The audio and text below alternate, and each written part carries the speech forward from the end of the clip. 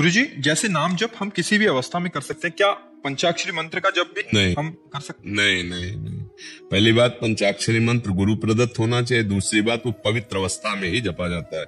गुरु प्रदत्त ना हो तो पंचाक्षरी मंत्र उच्चारण नहीं करना चाहिए, जपना नहीं चाहिए। ध्यान रखना, ये वैदिक मंत्र है, गुरु प्रदत्त होने पर ही सफलता प्राप्त होती है।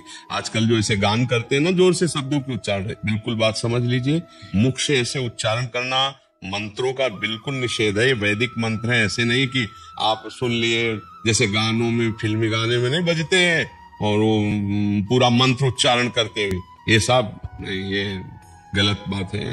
ये शास्त्र विरुद्ध आचरण, उसी को पाप कहते हैं जो शास्त्र विरुद्ध है। मंत्रों का उच्चारण नहीं होता, ये सब वैदिक मंत्र है, गुरु प्रदत्त। जैसे द्वादशाक्षर मंत्र है, पंचाक्षर मंत्र है, ये गुरु प्रदत्त होते हैं। कान में मंत्र दिया जाता है, कोई सुने ना, और तुम ऐसे उच्चारण करोगे। अपवित्र दशा में नाम जप किया, पर गुरु मंत्र नहीं, गुरु मंत्र को पवित्र दशा में, और ये गुरु प्रदत्त होना चाहिए। मनमानी ऐसे नहीं जपा जाता। कुछ लोग ऐसे ही मुंह से उच्चारण करते रहते हैं, तो कुछ लाभ नहीं और हानि होनी है, क्योंकि वैदिक सिद्धांत के विरुद्ध है। ये जो वैदिक मंत्र है, इनका सिद्धांत से जप किया जाए। नाम जप कभी भी कर सकते हो, नाम कीर्तन किसी भी अवस्था में कर सकते हो, लेकिन मंत्र कीर्तन नहीं किया जाता। मंत्र उपांश या मानसिक ही जपा जाता है, वो भी गुरु प्रदत्त है। ऐसे नहीं मनमानी के हमारा जो मनाया सो मंत्र जप रहे, जो मनाया सो मंत्र उच्चारण कर रहे। उसका फल नहीं मिलता क्या महाराज? उसका क्या विरुद्ध होता है, विरुद्ध होता है। अरे एक जरा सी त्रुटि हो गई तो वृत्तासुर नाम का दैत्य प्रकट हो गया, यज्ञ कर रहे थे, वृत्तासुर को प्रकट कर रहे थे इंद्र को मारने के लिए, और त्रुटि हो गई तो उसका अर्थ बन गया कि इंद्र जिसको मारे। ऐसा जरा सी त्रुटि हो जाने पे तो अर्थ, तो ऐसे वैदिक मंत्रों का ऐसे नहीं। हमको चित्रकूट में एक संत भगवान ने बताया था, जो वैदिक मंत्रों को बिना गुरु के और अपवित्र दशा में उच्चारण करता है, वो कामी क्रोधी लोभी हो जाएगा, उसके अंदर विकारों की वृद्धि हो जाएगी। जहां निर्विकारता आनी चाहिए वहां विकारता आ जाएगी। इसलिए वैदिक मंत्र गुरुजनों से ही लेना चाहिए, और उनका उच्चारण उपांश या मानसिक वाचिक नहीं उच्चारण करना चाहिए। ये शास्त्रीय सिद्धांत नहीं है। ये इससे आध्यात्मिक लाभ भी नहीं मिलेगा और त्रुटि भी हो जाएगी, अहित भी हो जाएगा, अमंगल भी हो जाएगा। शास्त्रीय विरुद्ध आचरण नहीं करना चाहिए। आजकल क्या मर्जी, कुछ लोग किताबों या वाणी आदि से पढ़ के, क्योंकि बहुतों ने जैसे अज्ञानतावश मंत्रों की बुक्स महाराज जी निकल चुके हैं, उससे लेके खुद तो उससे क्या लाभ मिलता है? कौन सिद्ध हो गया है? कौन शांति को प्राप्त हो रहा है? किसको ब्रह्म ज्ञान प्राप्त हो रहा है? कौन भक्ति में है? जो शास्त्रीय गुरु मर्यादा से चलने वही नहीं तो पाखंड, नाटक, नौटंकी। एक लोटा जल चढ़ा दिया, उससे तुम्हारी भक्ति हो जाएगी। मनमानी वैदिक मंत्रों का गान कर रहे हो, उच्चारण कर रहे हो, उसे कोई लाभ मिल जाए? क्यों? कौन सा लाभ मिला है? कौन सी स्थिति जागृत हो गई अध्यात्म की? सिद्धांत से चलोगे तो वैदिक सिद्धांत से उसकी उन्नति होगी। ऐसे नहीं होती कि आप पंचाक्षरी मंत्र गान कर रहे हो बिना अधिकार के, और अधिकार भी होता है तो उपांश और मानसिक का होता है। पंचाक्षरी मंत्र का कभी कीर्तन नहीं होता, कभी कीर्तन नहीं होता। पंचाक्षरी मंत्र का और द्वादशाक्षर मंत्र का कीर्तन नहीं होता। ये वैदिक मंत्र है। वो अब अज्ञानी है, कुछ पता नहीं, कुछ अनुभव नहीं, जो मनाया सो कर रहे। आजकल जिसका मन आवे, अंधे का लाठी पकड़ के अंधा चले तो कहां जाएगा? गिरेगा ही। तो बस यही है, अंधे के पीछे अंधे चलने वाले लाखों हैं। उनको खुद ज्ञान नहीं, परमार्थ का, वैदिक सिद्धांत का ज्ञान नहीं, ब्रह्म बोध नहीं। उपदेश उसी का सार्थक होता है जो भगवत बोध और शब्द ब्रह्म का ज्ञानी, शास्त्रों का ज्ञानी और स्वरूप का ज्ञानी दोनों का हो। अब उनको सिद्धांत पता नहीं, वो जो बोले सो वैदिक सिद्धांत का खंडन, और मनमाना समाज में उसका। अब गायत्री जी का कीर्तन हो रहा है, कोई भी पढ़ सकता है, मतलब गजब की बात है, गजब की बात है। अब क्या आपने यहाँ ऐसा है ना कि जो मन में आवे सो कर लो, जो मन में आवे सो बोल लो, एक अलग पगडंडी बन जाएगी। हाँ, वो मतलब कौन निषेध करे? अब हो रहा है, बस अब हो रहा है।